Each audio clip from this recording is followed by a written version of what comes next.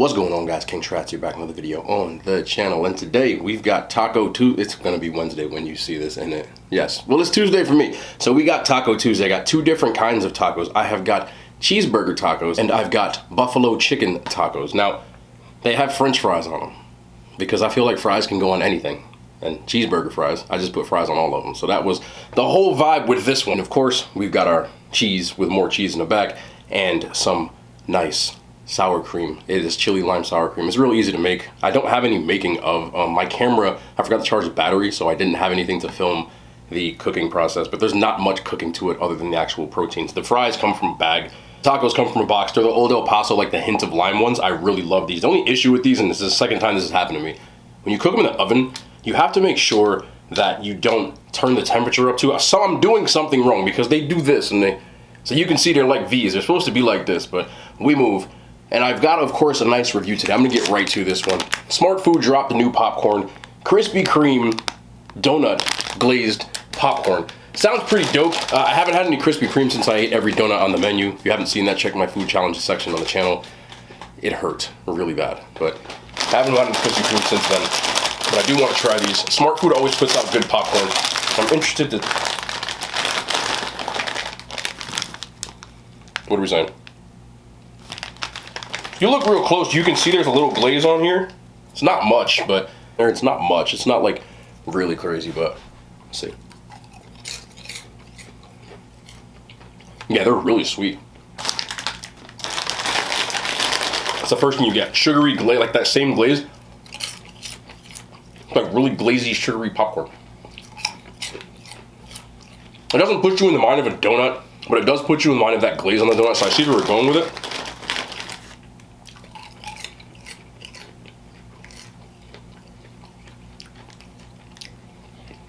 They are really sweet. They are popcorn. I'll be honest with you. These, they're good, but I would never go out of my way to get these. I don't really like sweet popcorn. I prefer mine salty or buttery or spicy or cheesy. Really anything but sweet.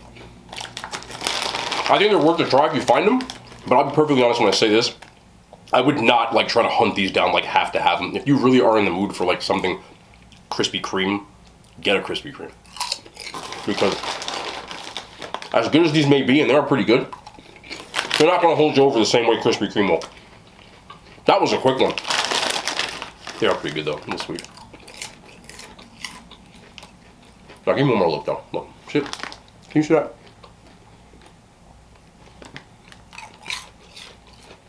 They're addictive. And watch as I about face. No, I stand by what I said. They are good, but if you want something sweet and you see these, like pick them up, but don't go crazy looking for them. That is how I feel about these. Even though they're good. All right, go away. I want my tacos. I'm not trying to waste anybody's time or reviews. Good, worth the cop. Don't go crazy looking for them. They're sweet. They're popcorn. The end. How's that? Somebody make a 10-minute video on that popcorn too. Watch. I just saved you time. Welcome to the channel. Anyway, if you don't know, I like cheese. I love cheese on everything. I like cheeseburger everything.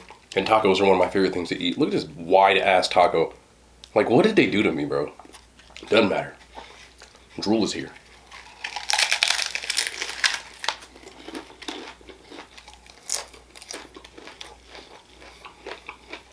Season the fries right. I use that slap your mama. They're potato wedges too.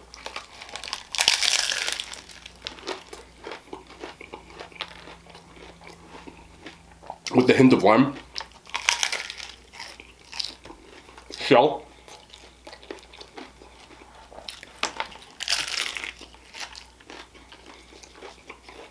Just all around flavor here.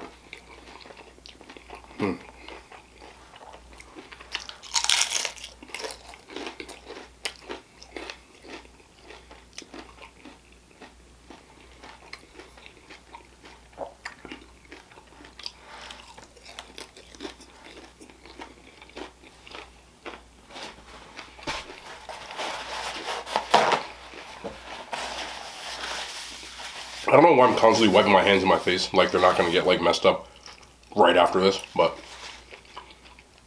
I can't help it. I don't like being messy when I eat.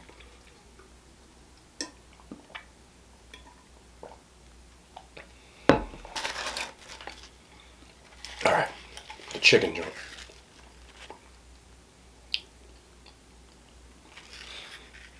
Why do they do this? Like, it just don't look right. Like, what is that? Doesn't matter. So what I like to do is just get a little. There you go.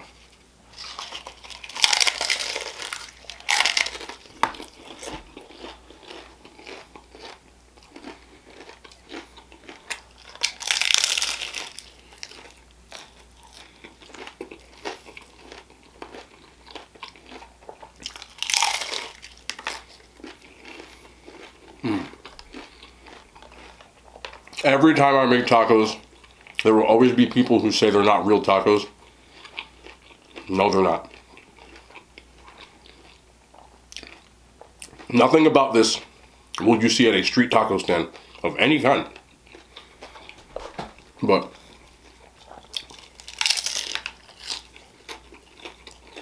I can't help what I like. And I love hard shells.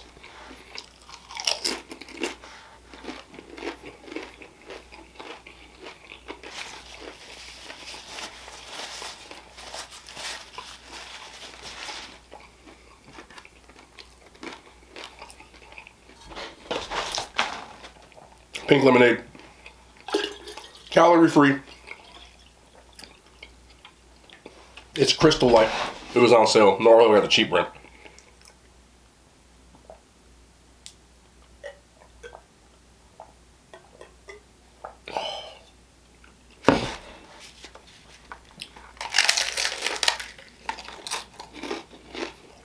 I don't know which ones I like better.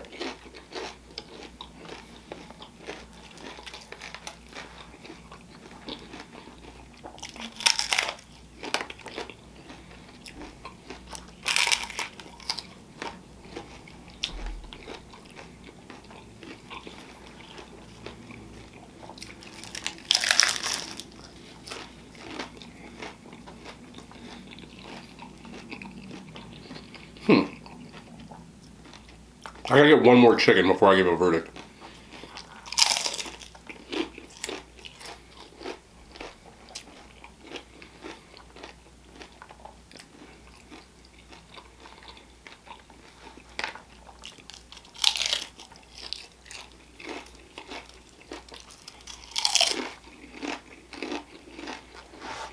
That is good.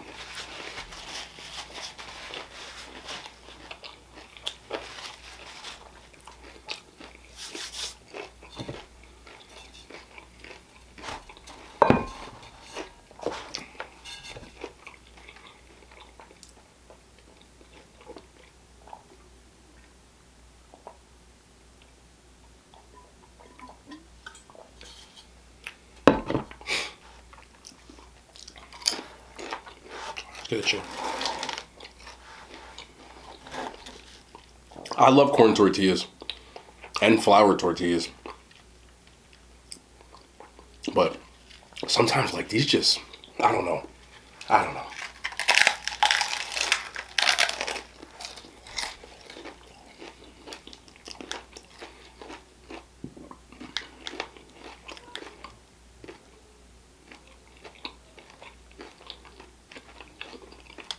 And the crazy part is, normally I say, oh, I used to eat this all the time in my childhood. When we did taco nights as a kid, never used hard shells. My mom hated them. But when I got to Taco Bell, hard shell.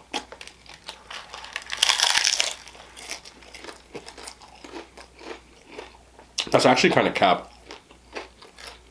My order at Taco Bell when I was a little kid was a steak soft taco supreme and a Mexican pizza.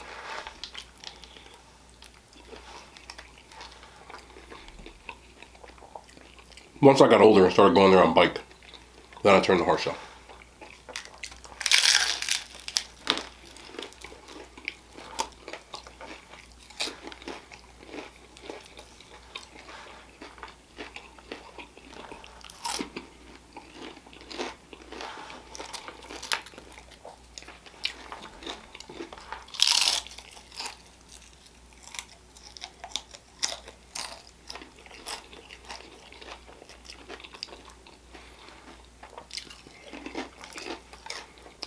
We definitely wouldn't put french fries in our tacos either. Look at this.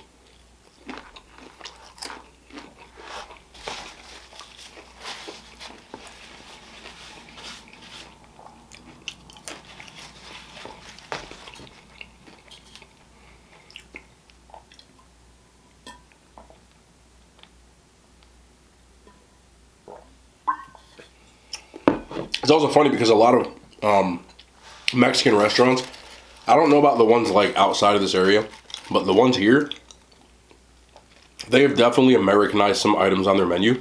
I don't know if they make or eat chicken wings in Mexico, but they do have them at every single Mexican restaurant I go to. And I'm talking the ones that are like real authentic Mexican restaurants. They usually have like a menu where it's like the real authentic stuff, but then they start adding thing in, and all of them have the same kind of taco. It'll be like a flour tortilla, and they'll call it tacos gringos, which I get. And I don't know if that's to appease people or what, but it's very common in Mexican restaurants around here. I've done highest rated Mexican. I did it like 3 times, and all of them had tacos gringos.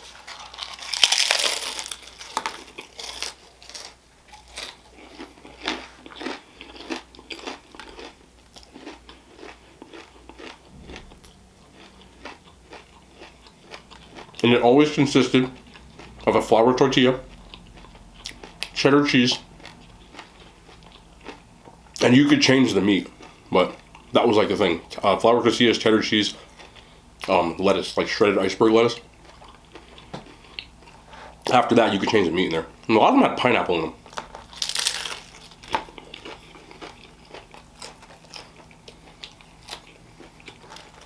Which I've never had an American taco with pineapple in it. But at these places, they usually did. Now, I've had al pastor with pineapple in it. But never like a flour tortilla. But I always appreciate real deal street tacos. But I think a lot of people in this country, they're kind of, it's a weird thing to say. And I don't mean it like in a negative way, but when you're dealing with like the average American, a lot of, well, us, they don't stray from like what they like. You know, they're not like adventurous in their food.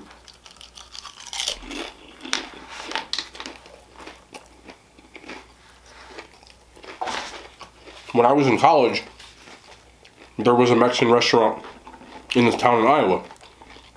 A Mexican family owned it. It was a small little place, but they made great food. And when I went, I was on a date.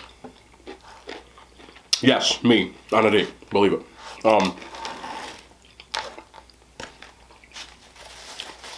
So, I ordered first. And when it was my turn to order, obviously I went first. My turn. That's how you know I'm tired. Yeah, give me a break sometimes. It's 3 o'clock in the morning. I don't usually catch the stupid stuff I say, but I caught that one.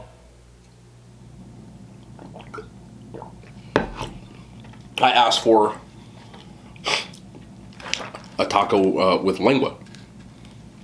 Now, if you don't know what lengua is, it's beef tongue. Yeah. Now, anybody who is a taco person, street tacos, you know, real deal, will tell you that lengua is delicious, which it is. But I remember the waiter, who was like my age, it was like their son, gave me a look, like, you know, almost like he was shocked. And he was like, oh, okay, lengua. And I was like, do people not usually get that or something? And he was like, most people that come in here, like, they won't eat it. They would usually ask for ground beef or chicken or steak, but they'll not do, like, the other stuff. Which surprisingly included, like, al pastor, which is, like, nothing crazy.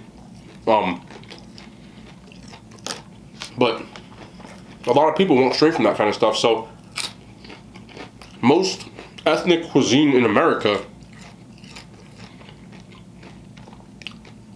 they've had to change certain things. In other countries, it's very common for people to eat things that we don't really eat here. You can find it in the supermarket, but most people don't go to that section or even look at it.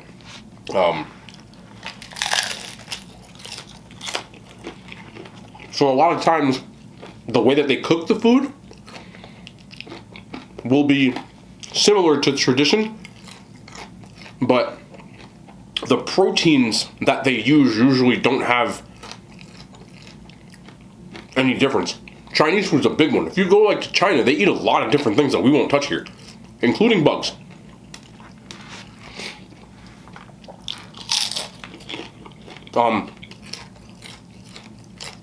But a lot of popular Chinese food, when I say Chinese food, I'm talking about like Americanized Chinese food. They're not eating that in China. But when people came here and started opening up restaurants, they started to change the things that they cook. One, because some of the stuff wasn't accessible here, and two, because people here wouldn't eat it. One of the biggest ones I always think about in Chinese food is General Tso's chicken, which everybody loves. That was made here. It was invented here. Like, I believe San Francisco. Nachos were invented here. I actually think they were first served in Mexico for American guests. They made a quick snack by just frying frying corn tortillas and turning them into nachos, covering them in. Which for here, when you go to restaurants, like nachos are like, you know, everywhere. So a lot of things like that will change.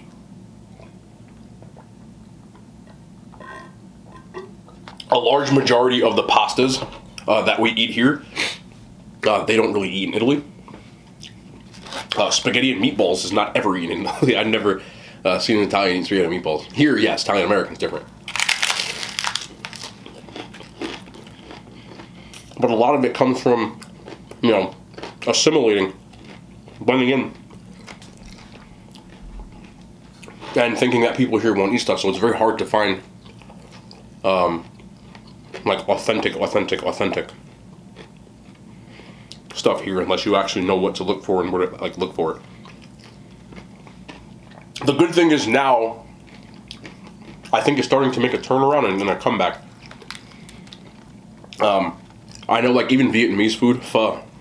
You don't know what pho is. It's like it's not quite a soup. It's not quite a stew. But very popular Vietnamese dish. But it comes in a bowl, a lot of food, a lot of broth, different kind of meat. But the meat that the people use here, people order like chicken, you know, stuff like that. Whereas there, a lot of people don't realize, like, if you order a banh mi and you ask for it real, like what you're getting.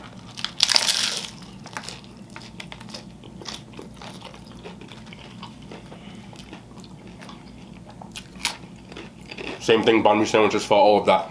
But here they'll give you the option. You can choose beef. I've tried to have my friends over the years try a lot of things, and they're like, "What is that?" No, I'm part West Indian, so I eat goat. Like, it's good. And I've had, because we eat goat on like Thanksgiving a lot of times. It depends on the year, but my family would do goat or like oxtails. And over the years I've tried to have, not tried to, but some of my friends have tried it, some of them haven't. And they're like, "What is an oxtail?" And I'm like, you know, self-explanatory. Like, what do you mean? Like, it's an oxtail. Like, that's not a euphemism, bro. Like, that's what it is. So a lot of times I look at it and they kind of pick at it and they're like, "Y'all eat this?" You know what I mean? And I'm sure plenty of you will have stories similar to that with stuff from your culture.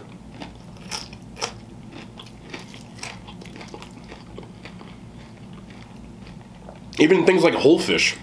Like here, most of our fish is filleted. Unless you go and like ask for it. Some places are starting to do it again because foodie culture is getting even more popular, which I love.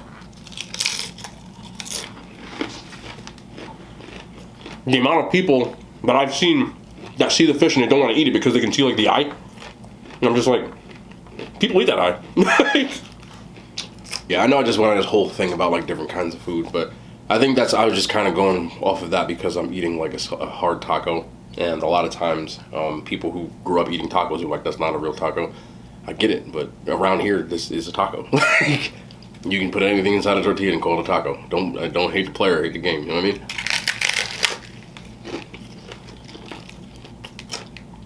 But I do get that.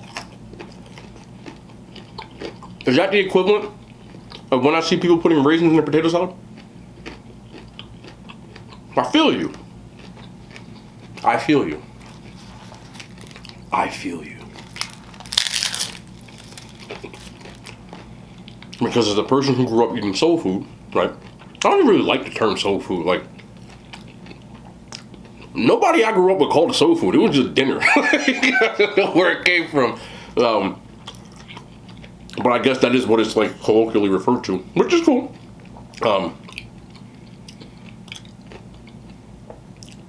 I don't know where that raisins and potato salad thing came from, or why somebody would do that. Was that somebody out there really putting raisins in potato salad? Actually, I synced it. True story, a little while ago, it wasn't soul food, but it was like an empanada. And I went to a diner. And I was actually with like some Latina people, Latinos, Hispanics in general. And I looked at this, right? I'm looking at the menu. This is a fake menu right here. And I saw empanadas. I'm like, oh, bet. Let me see what they got. And it had the ingredients. Raisins. I don't know if there's a region down there in South America somewhere where the empanadas got raisins, but I had to do a double take. Anybody out there who's from a region in South America, in the Caribbean, you know, because Dominicans make empanadas, Puerto Ricans make empanadas.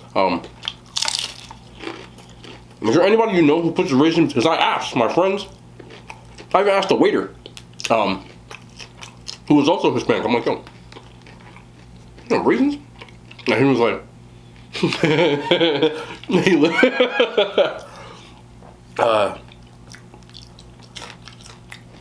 I asked him in Spanish, just so he knew I wasn't trying to be funny. I wasn't trying to be like, you know, what the hell, but I was trying to be like, what the hell? And he went, Papi, yo no sé.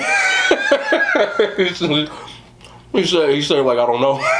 He's like, I'll just say it in English. He was like, I've never seen raisins in potato salad. That must be the owners. The owners were not Hispanic. But it's not in Spanish. The owner's always up at the front. So he, you know, I know they don't speak Spanish, but I know that the people in the kitchen and a lot of the waiters do. So a lot of times if I have something to say at places like this, I will ask in Spanish.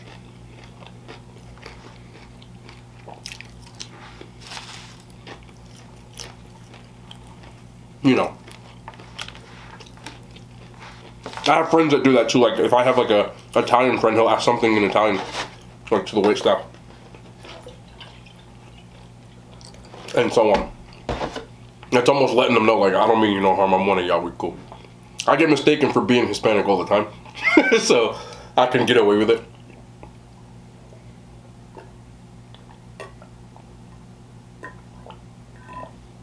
There was also a point in my life where I was in high school. I went on a run. Like I said before, I don't really have a type, but like the girls that I were talking to, one after the other, were all Latina.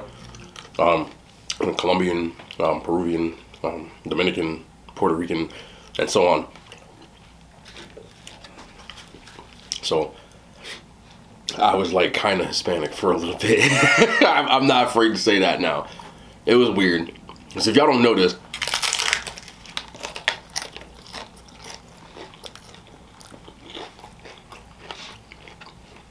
there was a fashion trend in the early 2000s when I was a young kid. You know, I'm talking like 8th grade, you know, around then. Yes, I'm old. But there was a trend around here. Now, like, national pride has always been a thing. A lot of times if you go to a Dominican's house, you'll see the flag, the Puerto Rican, so Cuban, so on and so forth, which is cool, you know, because a lot of them are either first or second generation immigrants. So there's still that sense of pride. But a trend that was big was they used to have these necklaces. They were like beads though. But the bead, like the whole thing was a bead. And then there was always a pendant made of beads too, which was the flag. So they had Dominican flags, you know, Colombian flags, you know, Peruvian flags, Ecuador, so on and so forth. There was a lot of Hispanic people growing up in the town I was in. Tell me my black ass didn't have one. Yeah, I have Puerto Rican one. Sorry. I did. I did.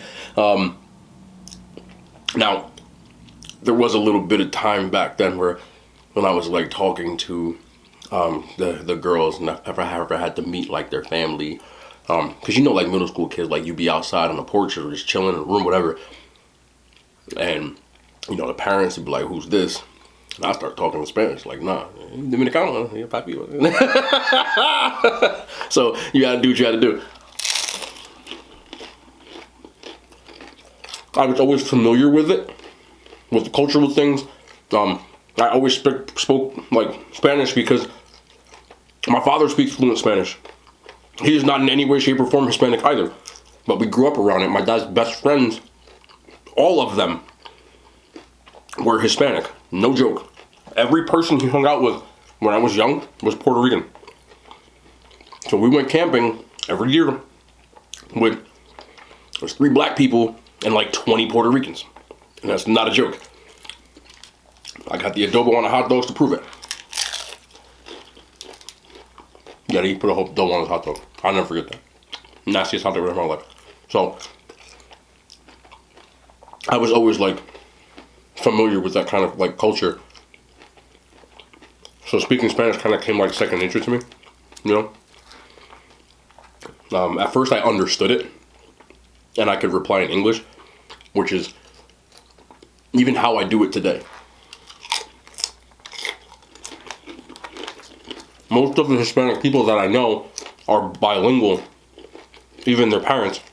So even if like somebody's grandma would talk to me in Spanish, I'll reply in Spanglish, because Spanish isn't my first language and I don't speak it enough for me to like have it roll off the tongue like that.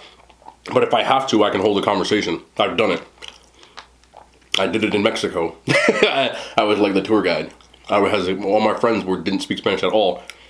And if you wanted something, you had to ask for it, because we went off the resort a lot.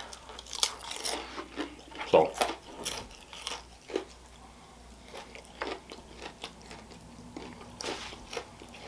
If you only speak one language, I do suggest that you try to learn another one. You never know when it'll come in handy. Around here, there are a lot of Spanish speakers, so it does come in handy. It got me a lot of jobs when I was looking for jobs when I was younger, because being bilingual helped. And you never know when you go to other countries when you're going to need it. So, I have tried to offhand teach myself like 4 or 5 languages. A lot of them are similar, so it didn't take long to pick up. Portuguese, French, I can at least read. I can't speak it, but I can kind of understand it. Italian, I can understand but not speak. Portuguese is really easy for me to pick up. It's the pronunciations that get me, but the words are very, very similar. But Italian, Portuguese, they're all derived from Latin, so they're all very... I'm getting, like, nerding you out right now, I know. They're all derived from Latin, so they're all very similar. A lot of the words are actually, like, extremely similar. It's the pronunciations that will get you. French deviates a little bit more, but, like, Italian, Spanish, Portuguese are very, very, very similar.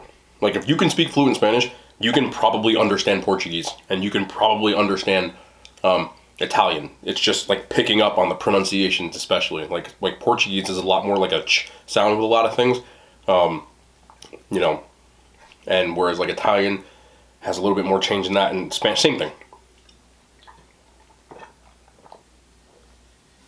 But just learn stuff, man, and not like book school stuff. I mean like stuff that'll help you in life. Like, you never know when you're gonna need to know stuff like this, and I do find that the more useless stuff that you know, the more it's not useless. The more like you'll be able to like have a conversation or hold your own with anybody, and it's a lot easier to network when you can find out someone's likes and talk to them about that. It'll help them like relate to you. It's a little free game. It helps in any job and any networking kind of thing. Just being able to relate to anybody is a big tool that you can have. Like that's some free game for you. Like I'm dead serious when I say that. Book smarts can help you, especially if you're looking to become a job that requires that, like a lawyer, doctors, things like that. But the stuff you learn outside of the classroom is just as important as the stuff you learn in it. Like, I mean that. I learned so much in college. And even, like, I got a lot smarter in college in understanding, like, how the world worked. Just, like, the networking and stuff like that. And, like, just I wouldn't be where I am right now. And I'm not saying, like, I'm, like, in this great position. But as far as, like, having my own business and even stuff like that, it was networking. Like, that created the opportunity. Now, luckily for me, I was prepared for the opportunity when it came. But the key to success is really preparation and opportunity. Like, you got to get a shot to be successful, yes. But when you get that shot, you better be prepared for it. It's almost like if you wanted to be an actor and all of a sudden one day, like, some big movie's director was like, listen, I want you to come and read for this part. You better be prepared for it because that's your shot. You have to be prepared when it gets there. Now, the opportunity part sometimes can be luck, but you can help that by networking. The preparation part comes from you. You better know what you're doing when you get it because, it's like that Will Smith movie. Remember Pursuit of Happiness? Like, he finally got, like, the shot, the opportunity, but he was prepared. Like, he was down bad, down and out, and he got that shot, and then he became really... Watch the movie. It's a good movie. But that's my game for today. It's really, really late. I'm still blowing my nose, but I'm getting on the tail end of this sinus infection, so that's a W. But anyway, I'll be back tomorrow. It was a real quick meal today. More content. You know the vibes. I love y'all. The hand signs. They made it to YouTube.